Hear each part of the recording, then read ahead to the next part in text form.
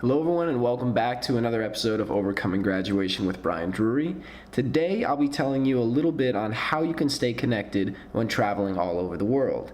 Now with my current job I travel about 50% of the year, sometimes 60% of the time, and visit locations all over the globe.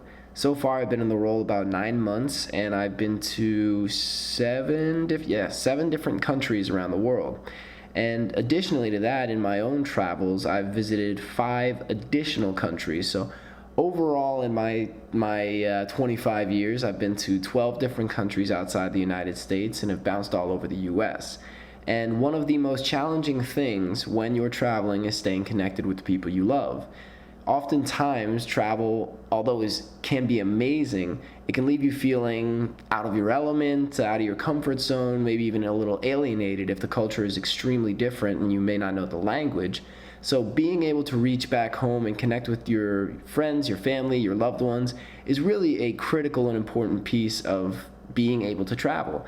With technology nowadays, it's so easy. It's incredibly easy to stay connected and to be able to reach out to people no matter what time zone you're in, no matter where you are in the world. So I just wanted to give you guys a couple examples of the apps or the different programs you might use to stay connected. So Facebook is obvious. That's one that I think everyone knows about. And Facebook Messenger, anytime you have Wi-Fi, you can use that, connect, post your pictures. That's easy. That's a very commonly known one. Skype as well is very commonly known for video calling. One thing I will say about Skype, you can do audio or video calls. If you're in a location that has weaker Wi-Fi or a less efficient Wi-Fi connection, if you stop doing the video call and just do an audio call, you'll tend to get better quality. So for anyone who has not traveled outside of the US, there is this app called WhatsApp. So WhatsApp. So WhatsApp is just a worldwide texting platform, but it's through Wi-Fi, so it's completely free. So if you don't want to rack up crazy miles and not crazy miles, but crazy international calling and texting bills, this is a great option for you. Now, yes, you can only use it when you have Wi-Fi, but when you're off traveling, honestly, I think it's kind of nice to be able to separate from the addiction that we all have to our phones. And then when you get back to your hotel, your hostel, then you can just check in with your loved ones.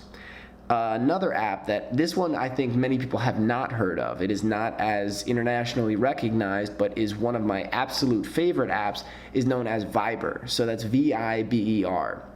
So Viber is very similar to WhatsApp in that it allows you to text anytime you're on Wi-Fi, anybody in the world. But what's different about Viber is that it now has a calling feature where you literally can call through Wi-Fi, through your phone, and contact anyone anywhere in the world. So the thing is, WhatsApp recently tried to roll out a calling function, but the quality was very poor. Now Viber allows you to do just an audio call, or you can do a video call similar to Skype. I think if you're just looking for pure call quality, you really can't beat Viber. So these are just a couple of different options for you guys to be able to stay connected while you're around the globe. Now, for anyone going to China, I was recently in Shanghai on my most recent work trip. I spent about 3 weeks there. They have their own, as China has many of its own unique things due to it being a communist country, they have their own app that's similar to WhatsApp called WeChat. So WeChat. Now, WeChat functions the same way as WhatsApp or Viber. It uses Wi-Fi and you can text people anywhere in the world. It's a very cool app in that you get a barcode that if you want to give someone your contact information, they can just scan the barcode, and it's hugely popular over there.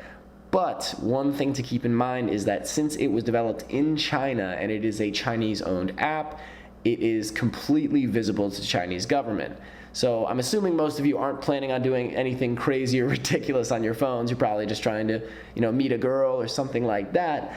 But keep in mind that when you are in a communist country, you're using a program created by a communist country, they have complete visibility to what you're doing. So just a little bit of insight and advice for you in case you're in China. So overall, guys, this is just a quick easy podcast for you guys that I wanted to make sure that I know there's times when I'm traveling and I get a little homesick, I miss my friends, I just want to connect with a familiar voice or anything like that. So these are some of the apps and programs that I use to make that happen. So if you're planning any trips or have any big adventures coming up soon, you have any questions for me, please reach out to brian@overcominggraduation.com. Through my travels, I've been able to see a lot, do a lot, I've made lots of mistakes, and hopefully I can help you guys avoid some of them in your travels. And to see any of the show notes, which for this episode, I'll make a list of the apps I discussed, but beyond that, there won't be too much. You can see that at overcominggraduation.com, and you can also subscribe to the mailing list so you can make sure you stay up to date on all the latest updates for Overcoming Graduation. So thank you guys for listening. I look forward to bringing some more episodes to you guys real soon. I've just been reaching out to some new contacts for interviews, so we'll have some great interviews on the way for you in the coming weeks. Have a great rest of your day, guys, and I'll be talking to you again real soon.